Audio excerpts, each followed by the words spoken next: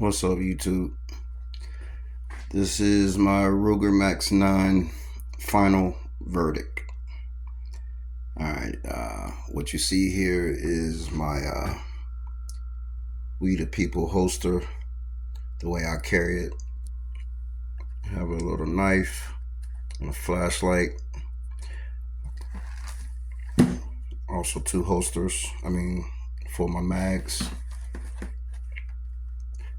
Just want to put a shout out to We the People holsters. This has been one of the best concealment holsters I've ever had. So shout out to We the People holsters. They did a phenomenal job on this. All right. Wanted to also just do a final verdict on the Ruger Max-9. I've had it now probably about 6 months to a year.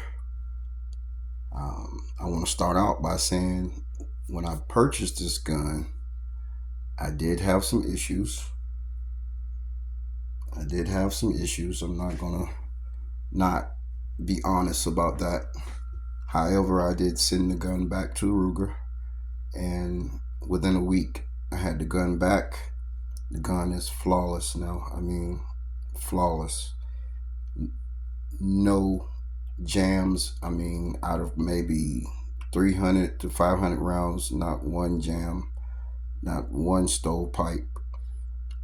Different types of ammunition, ball, hollow points, steel ammo, just anything I gave it, it ate it up with no issues. The gun is very accurate. I just want to say, man, the Ruger is truly underrated. I just can't say enough about how good the gun has been for me. I know a lot of people like to ride bandwagons and go get the new this, go get the new that. Oh, the Echelon, the X Micro, or the Hellcat Pro. Those are not bad guns, but for everyday carry, I don't think those guns would be my first thoughts to grab for everyday carry. I don't think people really put the thought into what happens if they're in a situation where they would have to use the firearm. Me myself spending almost $1,000 and then using the gun just to have to give the gun away to the police. If I do use it, I pass on that. At least with the Ruger, if I have that issue, $300-400, I go buy another one and keep it moving. And I would do that all day, every day, if it comes to my hard-earned money and protecting myself at the same time. I watch a lot of YouTube videos about guns, everyday carry guns, especially the new micros that's been coming out. And I just think the Ruger is a really underrated gun. I'm not getting paid by Ruger by any chance. I wish they would, because I really like the gun. The gun has been phenomenal. I think the more time people spend with the gun, I think the more they would really like the gun. I know one of the issues people had was with the gun. I'm shaking the gun now, and you don't hear any rattling. Now, if I take my finger off the trigger, yeah, you have some rattling. But if I lock that trigger, you're not going to really hear any rattling on this gun. So I think a lot of people overplayed that rattling situation and not just being straight up honest with the fact that the trigger it's not the most solid far as being sturdy, but it's sturdy enough. Once again, I don't hear too much frame rattling. And for the price of the gun, that would be my least of worries.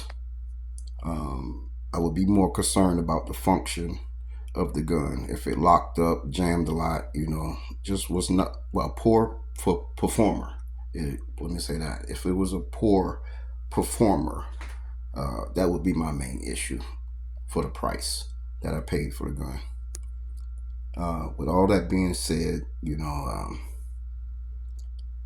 I'm sorry. I just had to come to Ruger's defense in this firearm. It's been really reliable for me, and I know there's a couple other people that has said the same thing.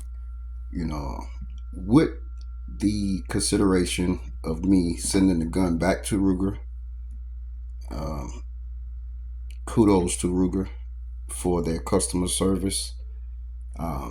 Outstanding.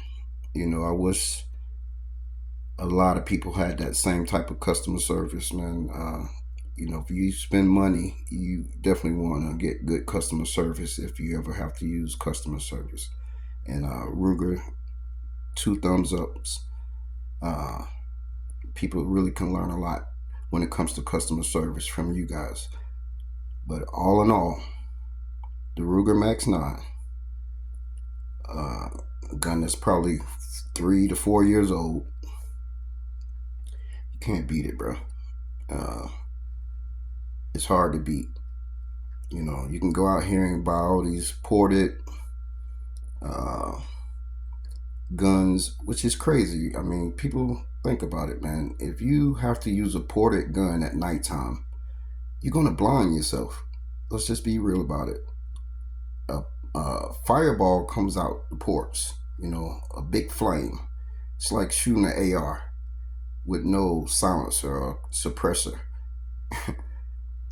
And that makes no sense to me.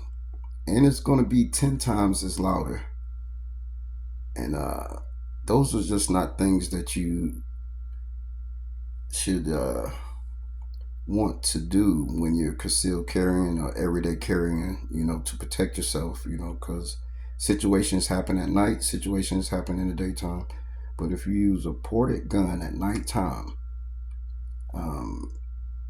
you're going to have some issues with your ears and you're going to have some issues with your eyes.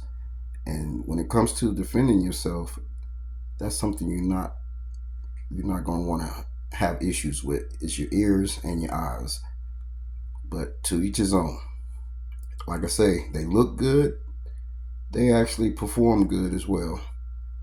But a non-ported gun versus a ported gun, for everyday carry, I just don't think that's even something to consider.